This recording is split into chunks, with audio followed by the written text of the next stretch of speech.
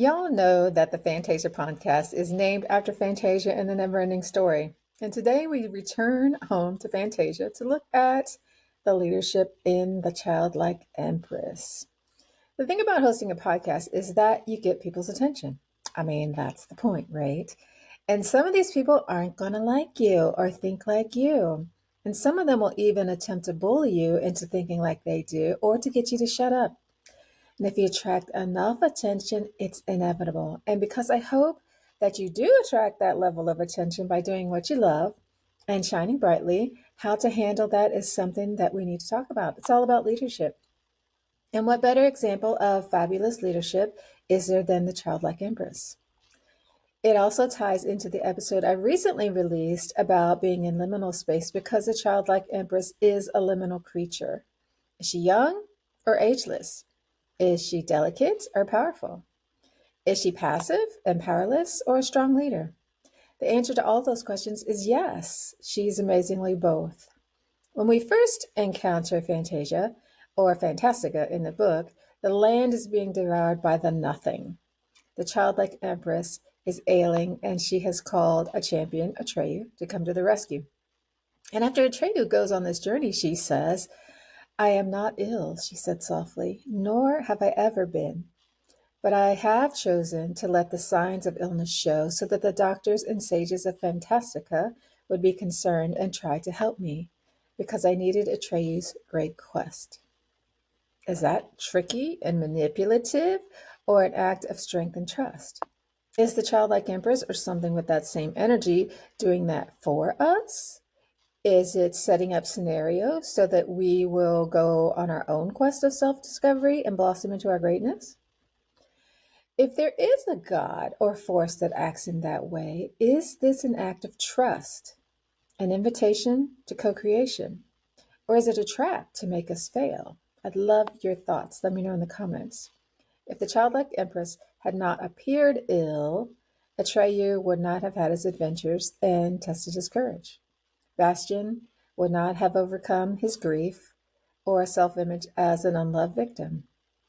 She didn't mandate that they do anything. She surrendered and allowed things to unfold. And how many of us have that level of trust in our lives? Fantasia is dissolving before their eyes. The nothing is rushing in, and yet she's sitting there in perfect calm. There's no panic. She's not rushing around, calling on her advisors. There is a simple plan. Send out Atreyu, allow Bastian to become involved and figure out his role. Then, once Bastian is present, she asks him to give her a name. It's the power of stillness and trust, not making plans, figuring it all out, and moving pieces around a chessboard. When you think about all the strategy movies like Game of Thrones, it's a stark contrast, isn't it? Do you use your will to make things happen or do you trust? What works out better? The childlike empress gets her power from her presence. She's not muscle bound, clad in shining armor and using a booming voice. I mean, listen to this description of her. She sat upright and motionless on her high throne, gazing into the distance. Her face was as young and as old as time itself. It gave the impression of great sadness and great joy. It was neither large nor small, neither beautiful nor ugly, but perhaps both. Her hair streamed like liquid gold down to her waist. Her expression was not proud, nor cold, nor condescending. It was the face of someone who knows everything, who understands everything, and yet remains untouched by it all. She was the golden-eyed commander of wishes. She's not the stereotypical picture of power at all, is she? I think the symbols of power that most of us know are things like swords and crowns, where we rule by force, but that's not the childlike empress at all. Her power comes from her essence. It's inherent. She doesn't micromanage Fantasia at all. She holds space rather than commands space. It's a very feminine energy, and I don't mean gender or relating to being a female. It's open, receptive, grounded, all the female characteristics. Contrast this to the stereotypical king who's commanding, taking up space, telling people what to do. The childlike empress creates a safe space for listening, being present, and allowing emotions and truth to surface. A lot of people are afraid of doing or saying the wrong thing when someone dies because there is a wide margin of error where you assume that you know what someone needs in the moment. That is the moment for holding space. It's not about fixing anything, just being there to witness and support. It's giving the other person space to feel, be safe, and be free from judgment. No, the childlike empress has no battle armor. There is nothing dominating about her, but she's incredibly powerful, and that power comes from within. It's her knowledge of who she is that makes her unshakable. And because we are always co regulating, when others are in her presence, they feel safe. She's not controlling anything, and yet things are under control.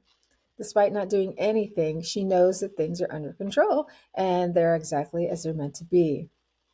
Now, there is a moment when she ratchets up the intensity, when Fantasia is being swallowed by the nothing and almost nothing is left. The childlike empress says, "Only a new name can save us. Give me a new name, Bastian. Say it.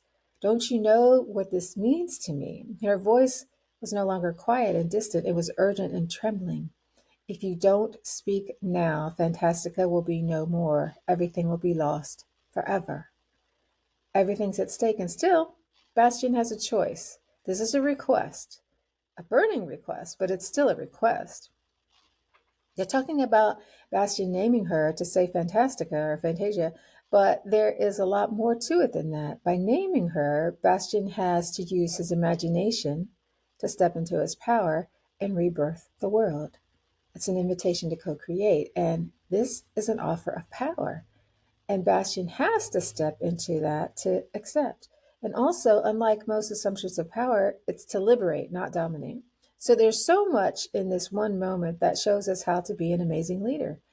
I was just saying to someone, a good leader isn't a micromanager.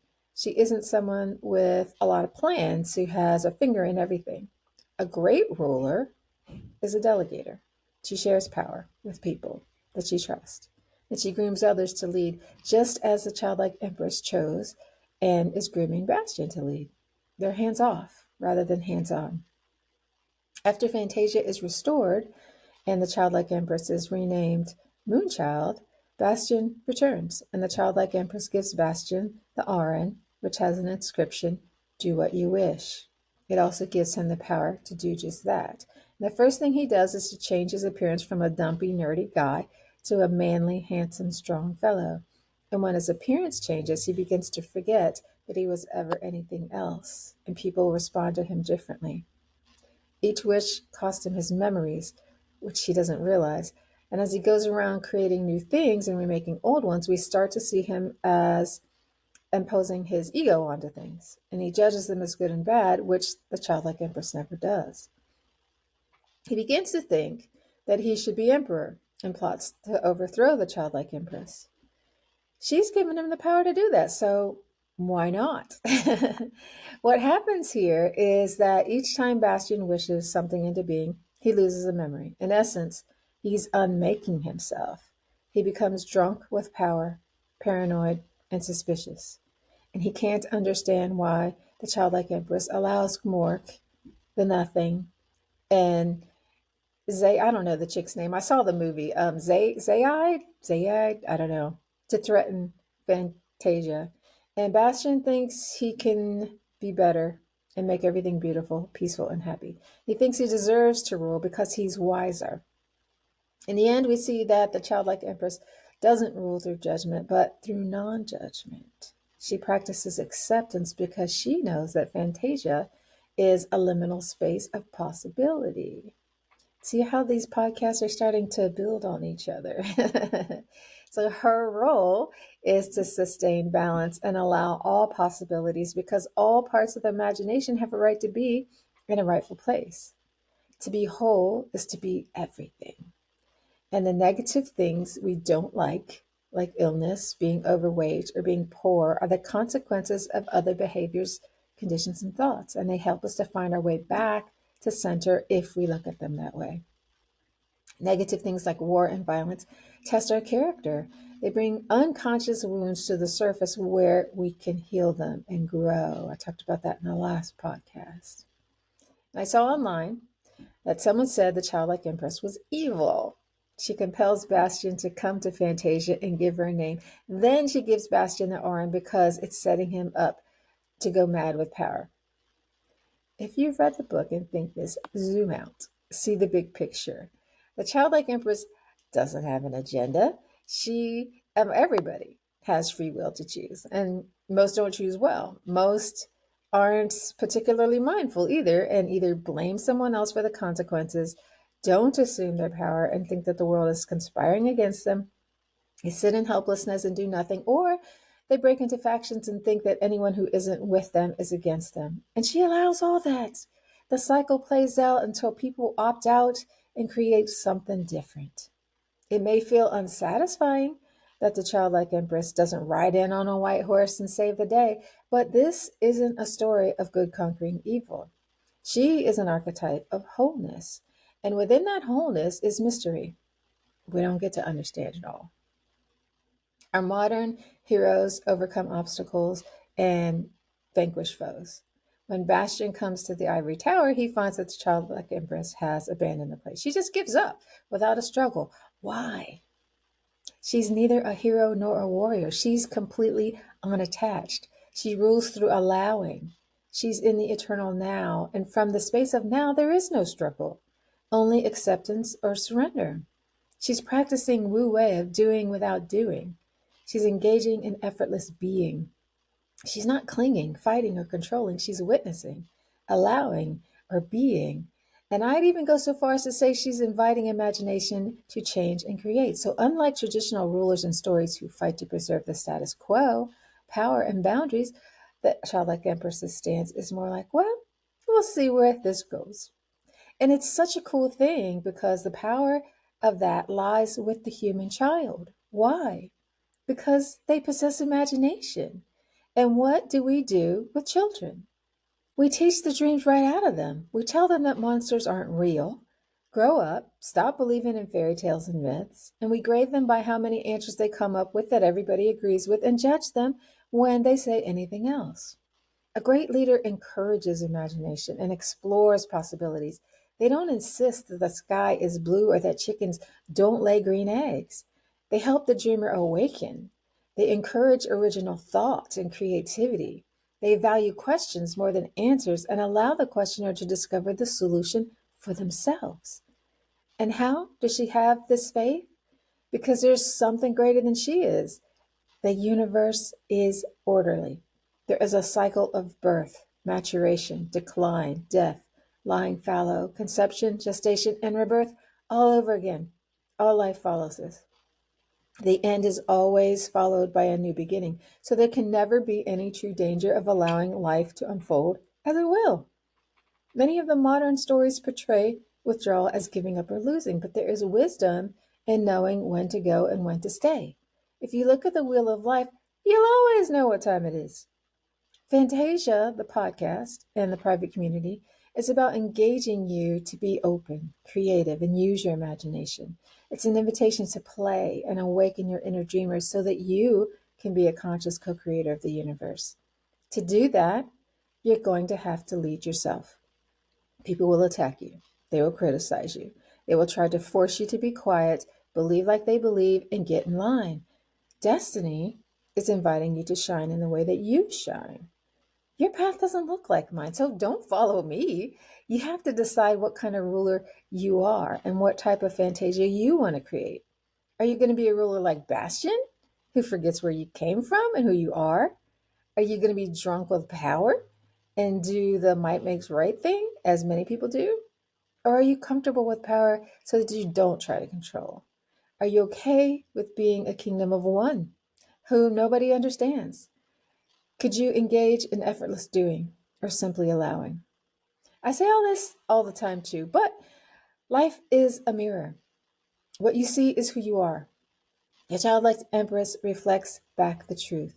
The world is what you created. Just like Fantasia, after the nothing wrecked it, is a reflection of what Bastian created. That's why the childlike empress gave him the Aran to recreate Fantasia. And just like the story, we're all in danger of losing ourselves in the story that we create. My opinion is that ruling like the childlike empress can keep that from happening. So let's recap. What did I say? The Childlike Empress invites us to co-create. She doesn't demand or compel. There's never any force.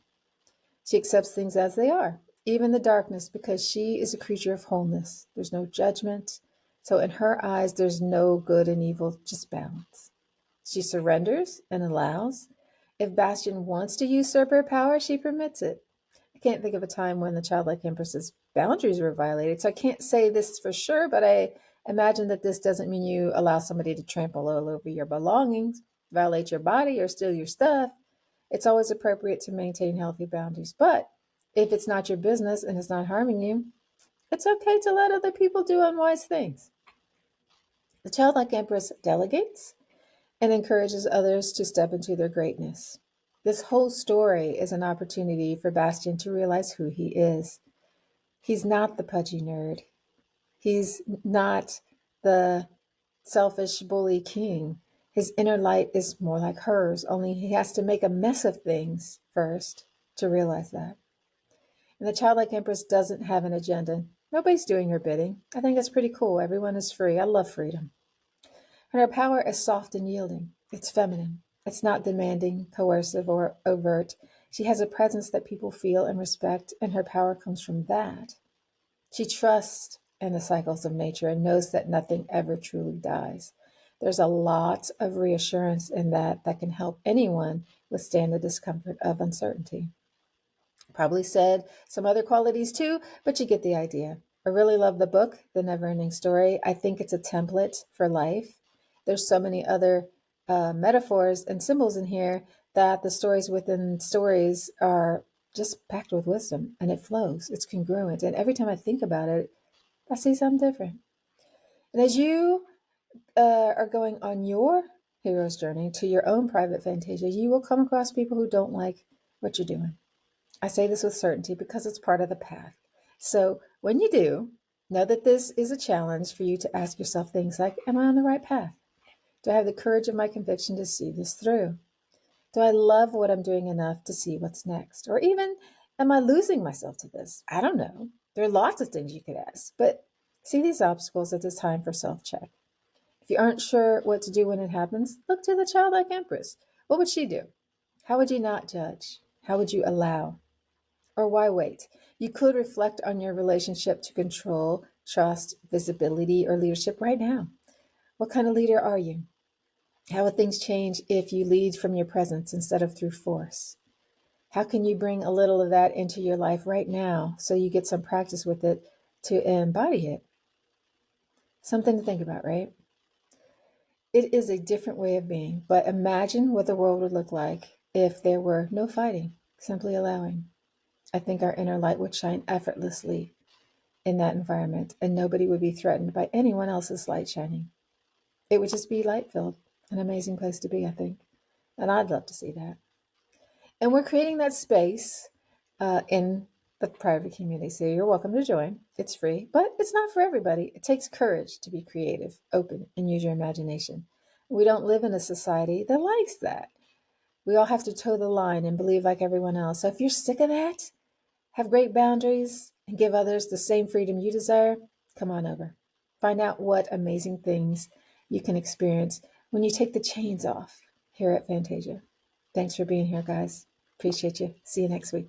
Ciao. Make sure to subscribe to the show on iTunes or Spotify so you'll never miss a show. While you're at it, if you found value in this show, why not show your love with a review? Thanks. See you next week.